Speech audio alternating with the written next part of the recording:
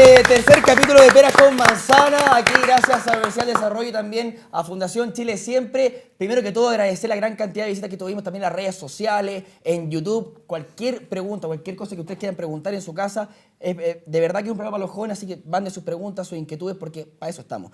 En las redes sociales, recordarlas, @Pensando Chile y en Facebook Pensando Chile. Estoy nuevamente acompañado con mi gran amigo Ignacio Stevenson, director ejecutivo de Chile Siempre. ¿Cómo está, Ignacio? ¿Todo bien? Bien, muy bien. Perfecto. Estamos para hablar de educación, que es súper importante, elecciones presidenciales, y estamos con dos grandes invitados.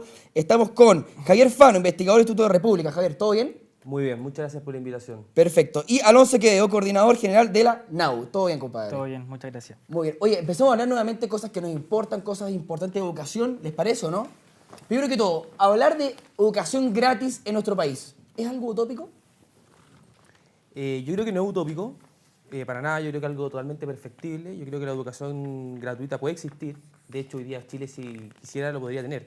Pero yo creo que aquí hay que distinguir una cosa. O sea, una cosa es que sea perfectible, o sea, que es realizable, y otra cosa es que es lo que necesitemos. Yo creo que claramente financiar la educación universal, la gratuidad, yo creo que es un retroceso. Es un retroceso para las familias que más lo necesitan. O sea, hoy día entender que el Estado... Perdón, ¿por qué un retroceso? Es un retroceso porque que el Estado tenga que financiar la educación, por ejemplo, a un hijo de una persona, de un gerente, a un hijo de un senador, a un hijo de un diputado, yo creo que es un acto, digamos, que hoy día Chile, la verdad es que no, es un retroceso, digamos, para la gente que realmente lo necesita. O sea, hoy día la educación tiene que ser algo que esté al alcance y potenciar a la gente que lo necesita. O sea, para entenderte bien, disculpa, tú me dices que la educación tiene que ser gratis para la gente, por ejemplo, que más lo necesita. Por ejemplo, un hijo de un empresario no puede tener las mismas posibilidades de un hijo, por ejemplo, de una persona que vive en Maipú, no sé, en una población que a lo mejor necesita la educación gratis. ¿Cuál es la propuesta concreta de gratuidad? ¿A quién debería darle gratuidad? No, yo creo que la gratuidad es algo perfectible, pero yo creo, insisto, que hay que decir para quién damos gratuidad. Hoy día, financiar la educación superior, que es extremadamente costosa, a gente que hoy día lo puede financiar, yo creo que hay que focalizar. O sea, si uno, por ejemplo, toma el índice, el Gini, que mide desigualdad, y dice ya, vamos a dar gratuidad universal, vemos que el índice Gini baja. Pero si focalizamos el recurso y solamente le damos gratuidad al 60%, el índice Gini baja aún más, que es el índice que mide la desigualdad. Entonces yo creo que hablar de gratuidad, yo creo que es bueno, pero es bueno para quien lo necesita. O sea, quien puede pagar, que pague la educación. Y yo creo que en eso yo estoy totalmente de acuerdo con la expresidenta Bachelet. La expresidenta Bachelet, cuando llegó a Chile en una de sus primeras reuniones, ella dijo que le parecía injusto que sus hijos, el Estado tuviera que pagar la educación cuando ella tiene dinero para pagar la educación. Y yo creo que en eso hay que ser, digamos, sinceros y hay que decir las cosas. O sea, muchas veces los jóvenes realmente nos sentimos un poco, somos temerosos en darle, digamos, la razón de repente a ciertos políticos, pero yo creo que yo estoy en eso con la expresidenta. ¿Usted, en su caso, don Alonso, increpa en algo lo que dice don Javier? Sí, yo no estoy de acuerdo con Javier en el sentido que yo sí creo que es necesaria una gratuidad universal. No creo que sea un retroceso, como menciona Javier, respecto a las personas que más lo necesitan.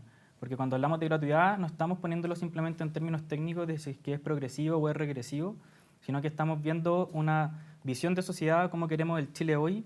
Y hay ciertos temas que son más ideológicos que están detrás de la gratuidad, porque cuando hablamos de gratuidad, efectivamente estamos apuntando a la segregación.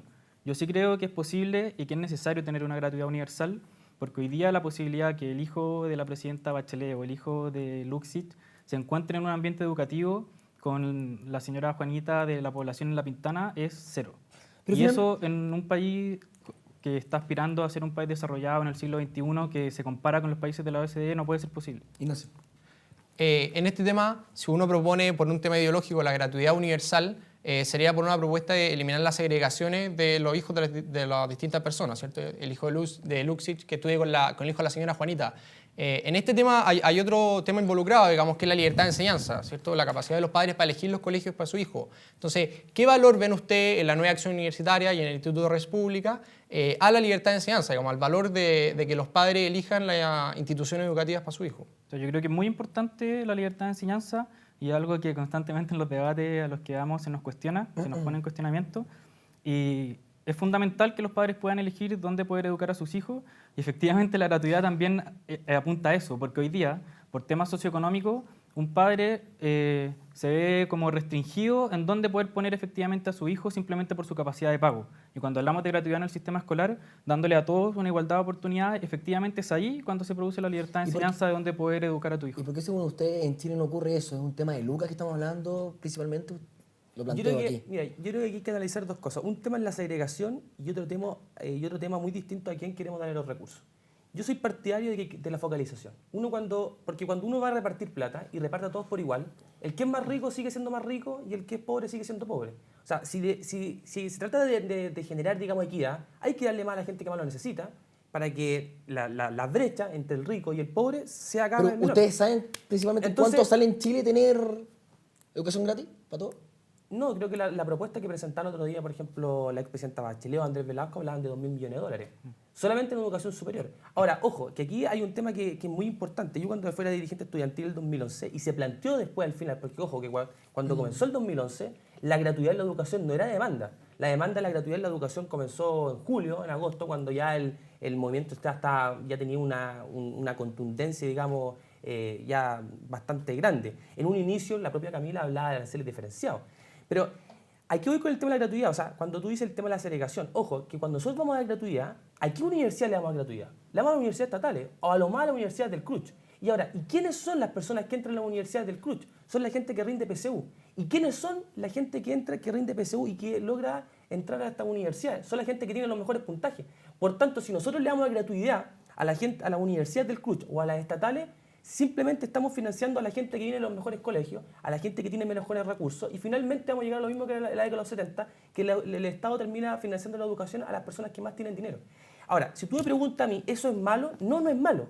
Pero si yo quiero hacer una correcta política pública, obviamente que hay que ayudar a los pobres. A mí me interesa defender a los pobres, no me interesa defender a los ricos, porque los ricos se defienden solos. Entonces, que yo venga a decir hoy gratuidad, o sea, que llegue a la Universidad de Chile, por ejemplo, un hijo de un gerente que gana 10 millones de pesos, un hijo de un senador, y que el Estado tenga que pagar la educación, bueno, qué rico. Pero yo prefiero que una persona que vive en Puente Alto, que nació... Pero en el caso que tú dices, por ejemplo, de que no hay que pagarle a un hijo de un empresario, ¿no estáis segregando, no te estáis contradiciendo lo que tú estás mismo? No estoy segregando. Lo que estoy diciendo es que las políticas... ¿Todo ya tiene igualdad? Sí, no tengo ningún problema con el hijo del gerente. Yo entiendo que el hijo del gerente está ahí por un esfuerzo personal, no tengo ningún problema con eso. Lo que voy yo es que las políticas públicas tienen que tener una focalización, justamente para disminuir la brecha, cuando el objetivo de nosotros es realmente disminuir la brecha. Ahora, insisto que el tema de la gratuidad yo creo que es un tema que se ha manoseado bastante y que se confunde con el tema de la segregación. Porque ojo, cuando uno habla con la segregación, que hay colegios, por ejemplo, para ricos, colegios para más o menos para pobres, colegios para gente que puede pagar la mitad, es cierto, o sea, Chile desconocer que hoy día el país no tiene segregación es una mentira. Pero ojo que la segregación no se da solamente por un tema de dinero, se da por un tema de residencia. Porque si en este país existiera un solo tipo de colegio, por ejemplo, como lo que quiso hacer el expresidente Allende, con la Escuela Nacional Unificada, con la ENU, ¿ya? Nosotros igual tendríamos segregación, porque lo dudo yo, y voy a ser bastante, digamos, aquí peyorativo, lo dudo que una persona que vive, por ejemplo, en Los Trapenses vaya a un liceo de Puente Alto, como lo dudo que el de Puente Alto vaya de Los Trapenses. Entonces igual vamos a tener segregación. Ojo que el tema de las lucas no es simplemente que el único tema de la segregación. Javier, ¿te parece que quiero dejar una pregunta planteada a Alonso, pero antes vamos a una pausa comercial sobre el tema de las candidaturas presidenciales? ¿Cuáles son hoy en día las propuestas de verdad de educación? Yo por lo menos no he visto ni una. Que digan en papel, oye, esta es mi propuesta, esto es lo que vamos. Pero te parece que vamos a una pausa comercial y ya estamos de vuelta aquí para conversar.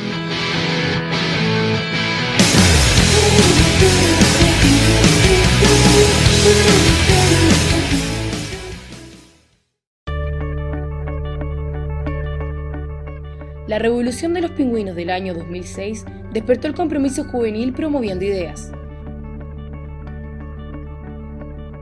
De aquí nace Jóvenes por Chile, nuestro primer proyecto. En 5 años hemos crecido a 6 proyectos. Hemos convocado un equipo de 150 jóvenes trabajando en 16 ciudades. 500 niños beneficiados con apadrinamiento escolar. 2.000 personas favorecidas con nuestros trabajos sociales. Más de 30.000 jóvenes que participaron en nuestras actividades de formación y liderazgo. Llegamos a más de 500.000 personas con nuestra campaña por la vida. Un solo equipo que trabaja en la construcción de una sociedad verdaderamente humana, donde cada niño tiene derecho a vivir, donde todas las mujeres y todos los niños reciben el apoyo que necesitan, donde cada niño puede desarrollarse en una familia y donde esa familia puede elegir con libertad la educación de sus hijos y donde cada joven será apoyado en su ingreso a la educación superior. Esto permite un Chile con oportunidades y movilidad social, que valore el emprendimiento y el trabajo como los motores para derrotar la pobreza. Un país que lo construimos entre todos, donde tenemos derechos, pero también deberes.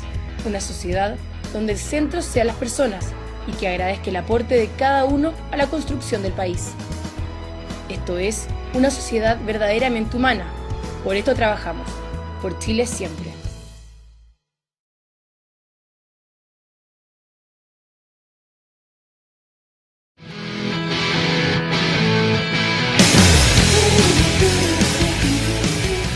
Bien, estamos de vuelta aquí a Peras con Manzana. Recordarle las redes sociales en Twitter, @PensandoChile y Facebook Pensando Chile. Por favor, manden preguntas o inquietudes porque de verdad que son súper importantes para plantear estos problemas que hoy en día a nosotros también nos importan, como por ejemplo el tema que estamos hablando ahora en este programa, el tema de la educación.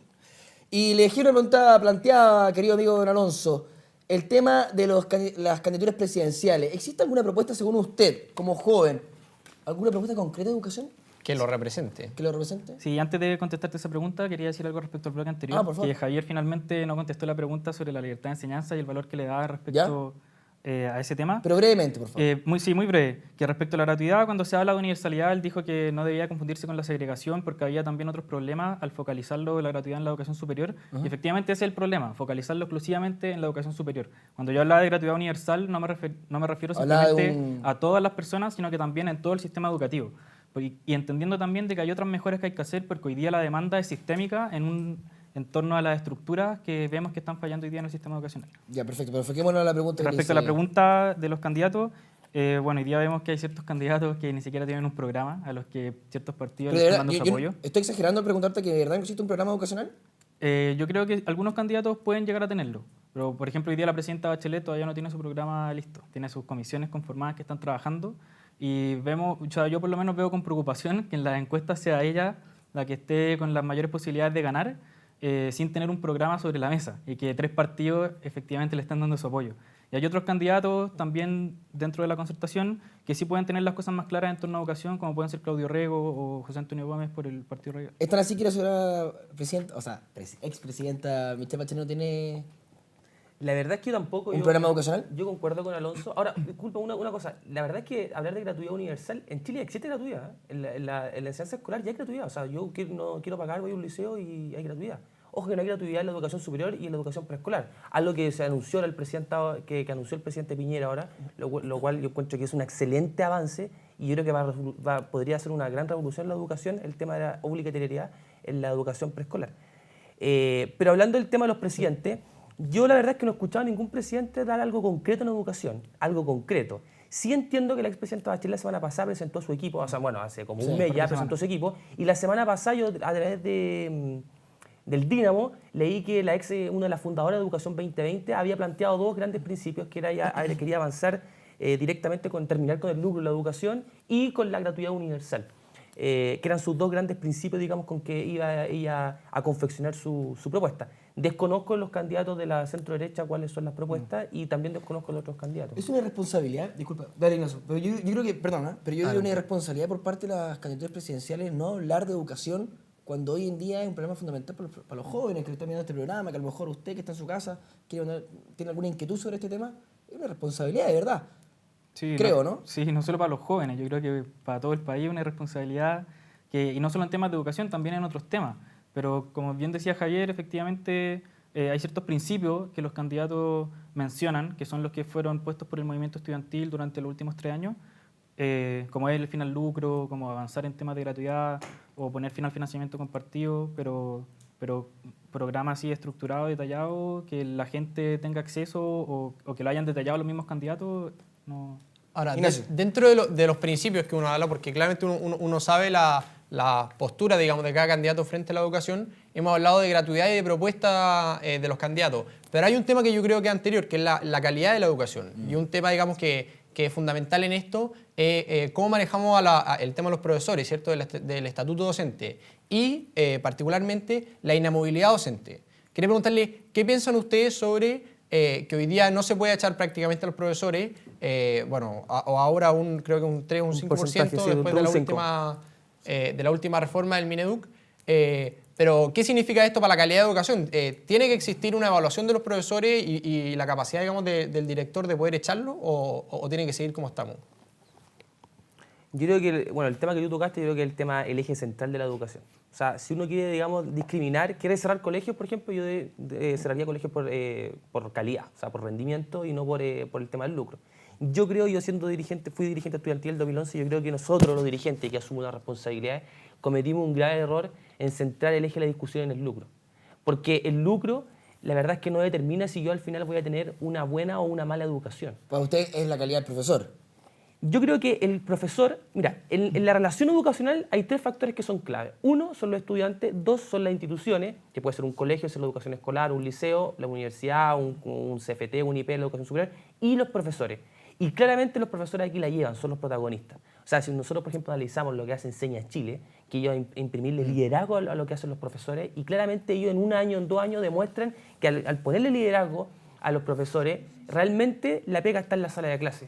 Porque cuando tú ves que un colegio, por ejemplo, de Puente Alto, hace 1 año atrás, tenía un X puntaje, digamos, resultados de CIMSE, y 1 año después lo supera en un 30, en un 40%, la verdad es que hoy día nuestro país está, digamos, desaprovechando un tremendo potencial de los estudiantes por un tema de la calidad, de no centrarnos ahí. Si bien yo creo que efectivamente la calidad de los docentes es muy importante para también mejorar la calidad de la educación en la aula, yo no estoy de acuerdo con Javier en centrar el término, o sea, la calidad con el rendimiento, porque efectivamente hoy día, ¿cómo medimos la calidad? Por lo menos en los colegios, mediante la prueba CIMSE.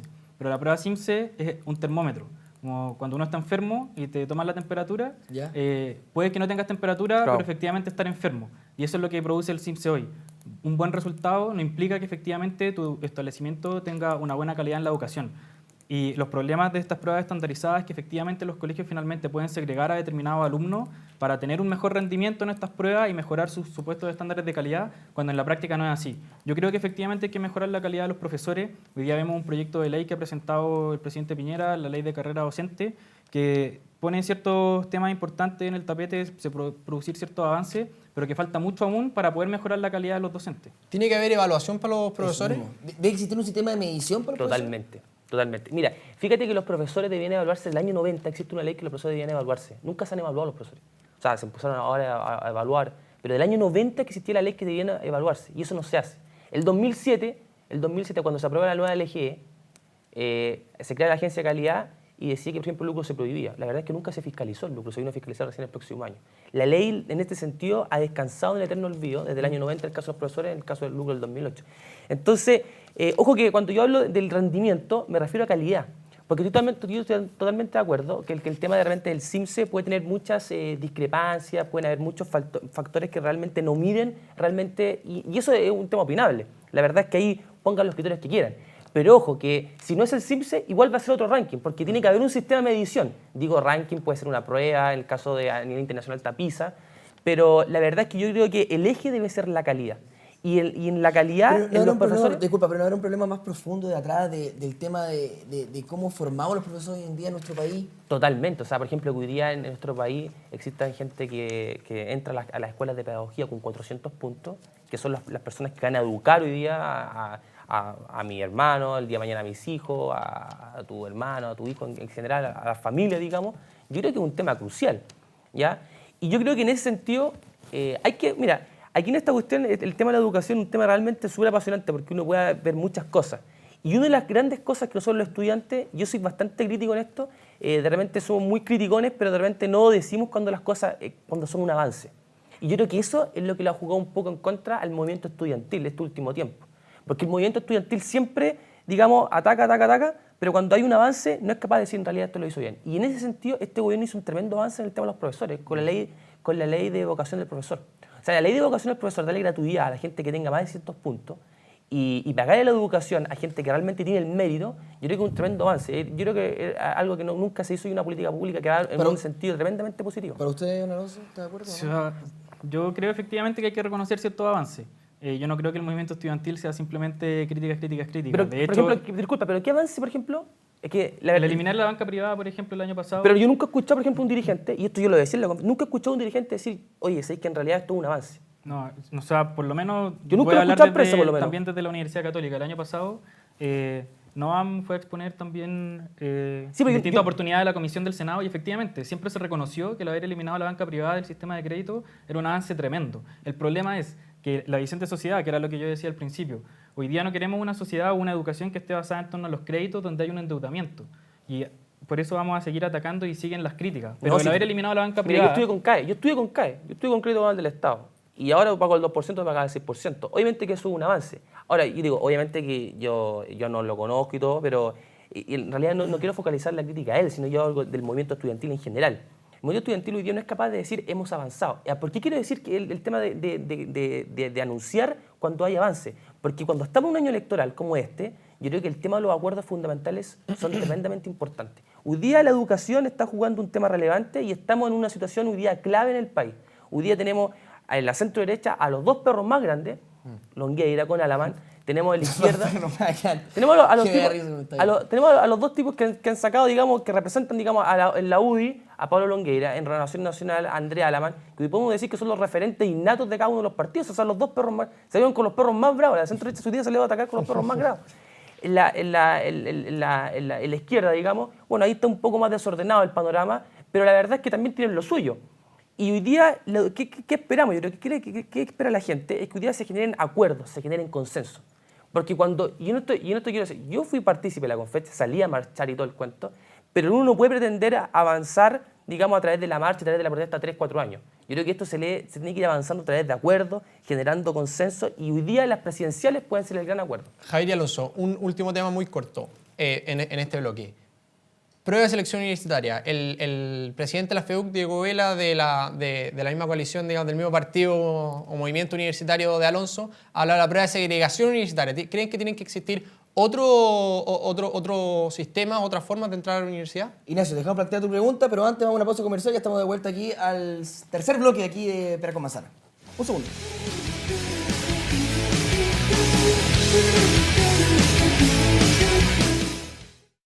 En Periodismo UDD sabemos que hay que innovar y pensar diferente. Te formamos entregándote lo mejor del mundo de las comunicaciones, con creatividad, imaginación, fuerza y rigor en la búsqueda de la información. Convivirás con profesores vinculados con el mundo del trabajo y aprenderás con las últimas tecnologías.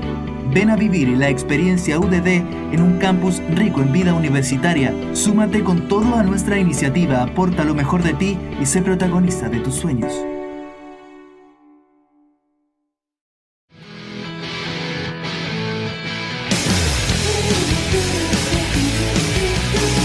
Muy bien, estamos de vuelta aquí de Pera con Manzana en los estudios de la Universidad del Desarrollo, y usted, amigo mío Ignacio, dejó plantear una pregunta súper importante sobre el sistema de medición de la PSU. Efectivamente. Primero, Alonso, quería ver porque efectivamente ha sido uno de los miembros de la nueva acción universitaria el que más le ha dado bola a este tema en cartas al diario y en distintas entrevistas, del nivel de segregación que prepara la PSU, que implica la PSU. Entonces, ¿tienen que haber pruebas alternativas de ingreso a la universidad y en qué porcentaje?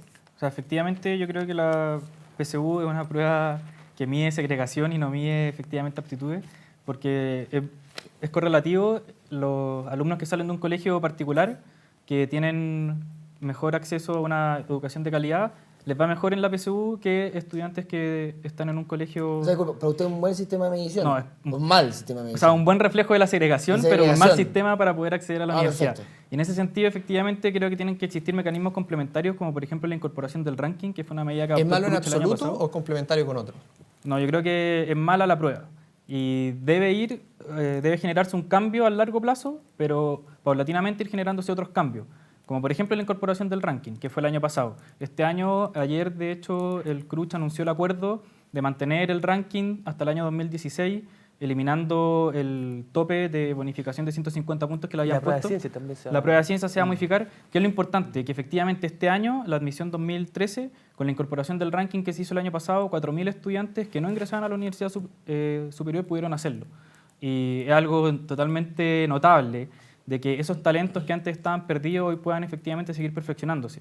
Hoy día en la Universidad Católica hay un programa que se llama Talento e Inclusión que permite, al menos en algunas carreras, en Derecho está, yo sé, que permite ingresar a digamos, talentos de distintos colegios por una prueba, digamos, paralela a la PSU. O sea, ¿Tendría perdona. que haber un premio a este sistema, Javier? Pero talento, por ejemplo, para entenderlo bien, si tení, por ejemplo, bueno en arte, tení mayor capacidad... No. Aparte de las becas deportivas y artísticas, es un sistema, digamos, de los colegios que no tienen tanta preparación para la PSU, se les gente da, que le da digamos, bien. un sistema alternativo. Claro. ¿Es bueno ese sistema? Mira, yo creo que, ojo que la PSU de repente aquí se entiende como, uno lo pone aquí como una cuestión, como un blanco y uno le empieza a dar. La PSU en el fondo no es más que una prueba de selección, su nombre lo dice. ¿Y por qué selecciona? Porque nosotros en nuestra educación superior tenemos un sistema selectivo. O sea, yo para entrar a estudiar medicina tengo que sacar 800 puntos. Si no saco 800 puntos, la verdad es que no puedo estudiar medicina, por lo menos en la Universidad del Cruz, o la mejor universidad del Cruz. Universidad del Desarrollo. No, mentira. No, pero Hay gente que no se- la universidad Publicidad es una muy grande. buena universidad. Es una muy buena universidad, pero lamentablemente no es del Cruz. Digo lamentablemente porque esto debería abrirse. Pero al punto que iba es que la PSU es un muy buen reflejo. O sea, la PSU en el fondo mide el tipo que sabe y el tipo que no sabe. Ahora, ¿eso es equitativo? Y la verdad es que yo creo que no. Yo me la juego en realidad por un sistema que sea mixto, que combine PSU, que combine ranking y que combine otro tipo de cosas. Yo creo que eliminar la PSU también es un retroceso.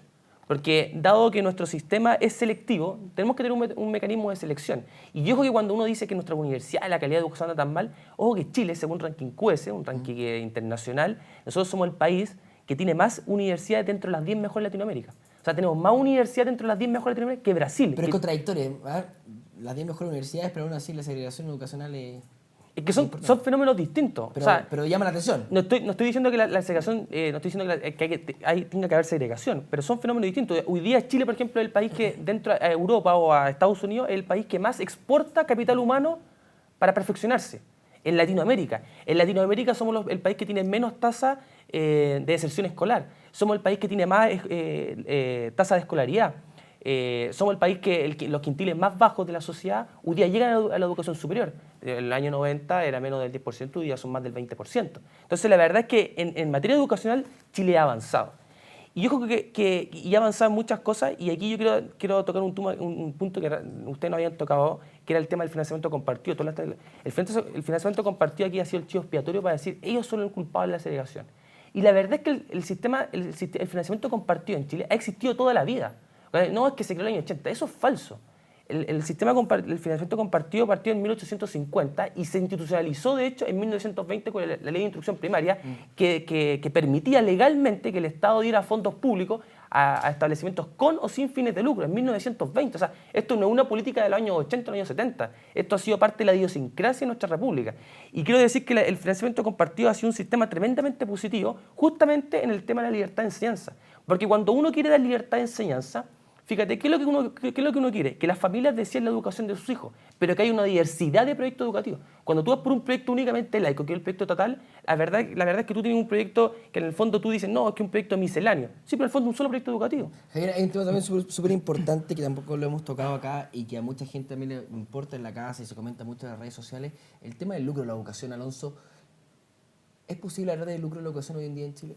Sí, Perdón, que no haya lucro en la educación. antes de contestarte esa pregunta, a mí me llama profundamente la atención que cosa? efectivamente Javier diga que la prueba, que es bueno que la prueba efectivamente seleccione en los términos que está, porque hoy día vemos que la PSU mide los contenidos que se pasan hasta cuarto medio y qué hacemos con los estudiantes de los colegios técnicos profesionales, que solamente ven los contenidos hasta segundo medio. Llegan con una absoluta disparidad al momento de rendir esta prueba y son efectivamente muchos de ellos los que quedan fuera del sistema. Por eso yo decía que la prueba puede cambiarse a largo plazo con ciertos cambios en el corto y mediano plazo, como por ejemplo ir reduciendo la medición de los contenidos hasta el segundo medio, incorporar el ranking, aumentar el porcentaje del NEM y así tener un sistema de acceso donde tener mayor igualdad a todos para poder acceder a la universidad. No, totalmente de acuerdo con eso. A lo que voy yo es que el sistema de admisión a la universidad tiene que ser, para mi gusto, tiene que ser un sistema mixto, que combine hoy día criterios como los que tiene la PSU. Puede ser PSU, puede ser aptitud académica, puede ser llamar CIE, la prueba que ustedes quieran. Eso son cosas técnicas y la verdad eso se lo dejo a los técnicos. Pero a lo que voy yo es que tiene que haber un sistema que compatibilice la selección que hoy día tiene la PSU con otros criterios, como el ranking, como el tema de lo que hace la Católica con Inclusión UC, como lo que hace la USACH con el propedéutico. Son muchas universidades que se han abierto a este tema. ¿Por qué? Porque hoy día hay mucha gente que son de los primeros porcentaje de rendimiento escolar dentro de los colegios, pero que hoy día no tienen buenos puntajes y no entran a la educación. Javier, pero ahora enfoquemos la pregunta del tema del lucro, Alonso. ¿Crees que es posible o no? ¿Acabar ¿Habrá con el una lucro? sin lucro? ¿Crees que es necesario? ¿O es necesario también? Yo creo que es necesario porque cuando hablamos del lucro, efectivamente a lo que estamos haciendo referencia es la calidad en la educación. Porque hoy día todos esos fondos que se retiran por parte de los sostenedores de los colegios o de los directores de las universidades, en vez de estar utilizándose para mejorar la calidad, para contratar mejores docentes, se están utilizando para fines particulares. Entonces, cuando hablamos del lucro, efectivamente hablamos de calidad. Yo creo que es necesario terminar con el lucro efectivo.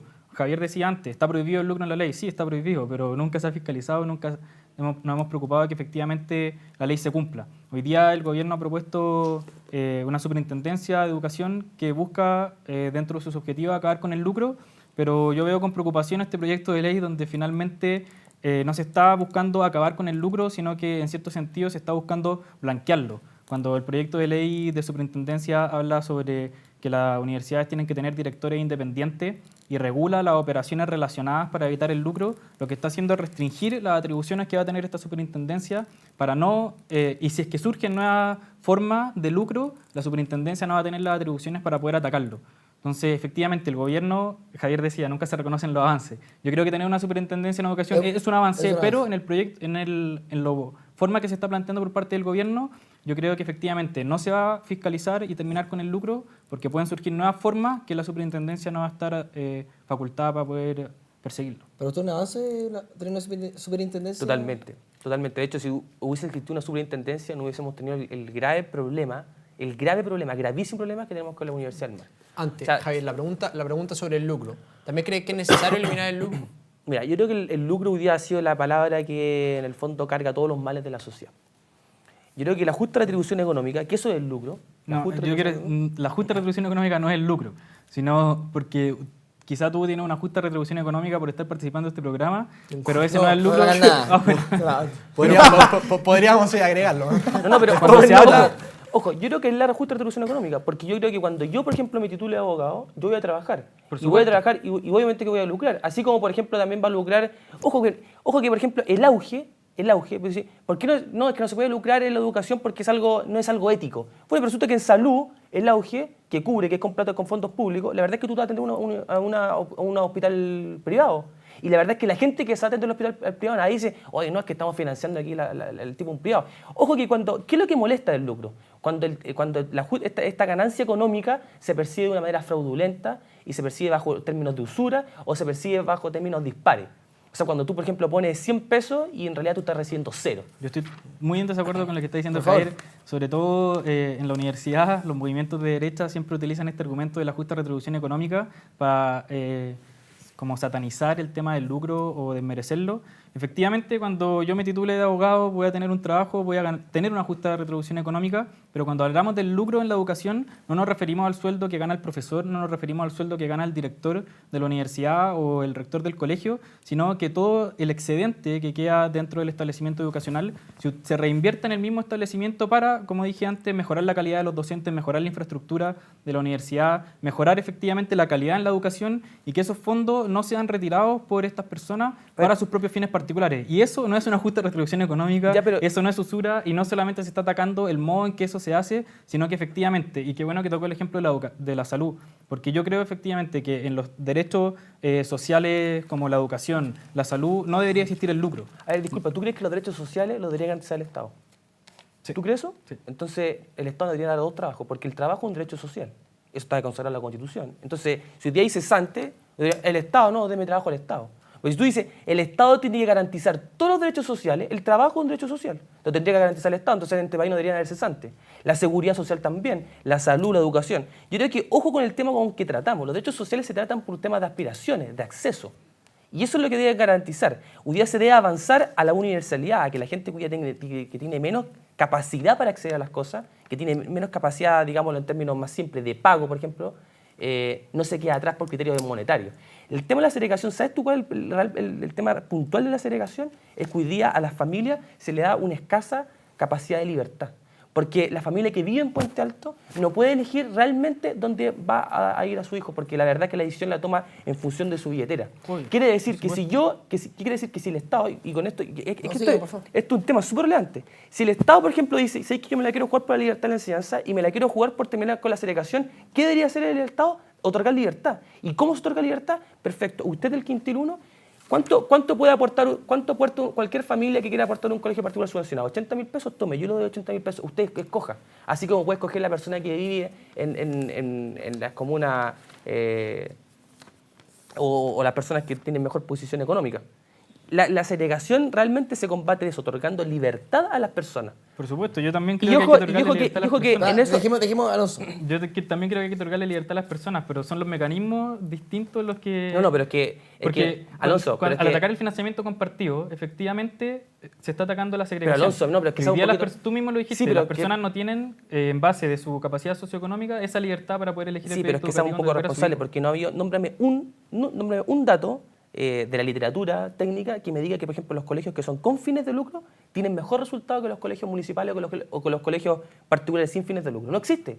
Al compararlo, los mismos niveles socioeconómicos, los niveles son iguales. O sea, tú no me puedes decir que los que tienen colegios con fines de lucro tienen mejor educación técnicamente que los municipales o los sin fines de lucro. De hecho, si tú le miras los colegios con fines de lucro, en el panorama particular subvencionado van a quedar prácticamente los colegios confesionales, que eso es lo que realmente le molesta a la izquierda, que exista que la Iglesia Católica o que la religión se meta en la educación. No, yo no tengo ningún problema en que existan distintos proyectos educativos. Yo creo efectivamente que es necesario que exista esa diversidad de proyectos educativos, pero el tema del lucro, como lo decía antes y como lo dije al inicio del programa también, tiene que ver con un tema de visión de sociedad. Yo no creo que en la educación pueda lucrarse más allá si es que tú consideras que en un establecimiento con fines de lucro puede obtener buenos resultados. Yo no creo que deba lucrarse por un tema de visión de sociedad, por tratarse de un derecho tan necesario, tan importante que finalmente te genera cómo hacer el país durante los próximos 40, 50 años. Yo no creo que deba lucrarse con esta situación. Y esto es lo que busca este programa, la discusión, que todos hablamos de todo tipo de temas y de verdad les queremos agradecer por estar con nosotros y creo que hay una conclusión, Ignacio,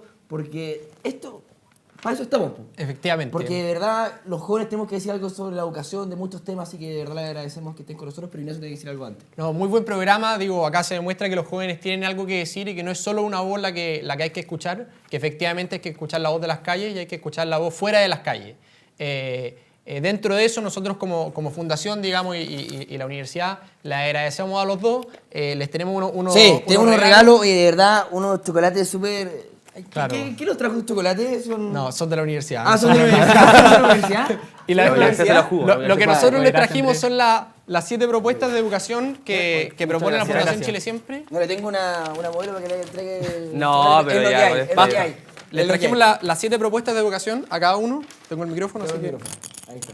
A cada uno son las 7 propuestas que propone Chile Siempre sobre este tema, sobre la educación. Así que muy bueno que se dé la discusión y le agradecemos a los dos. No, muchas gracias a ustedes. Muchas gracias a ustedes por la invitación. De verdad, muy interesante el programa. Con nosotros y recordar las redes sociales @Pensando Chile en Twitter y en Facebook. Así nos vemos en el 4º capítulo de Peras con Manzana. Que le vaya muy bien, ¿ah?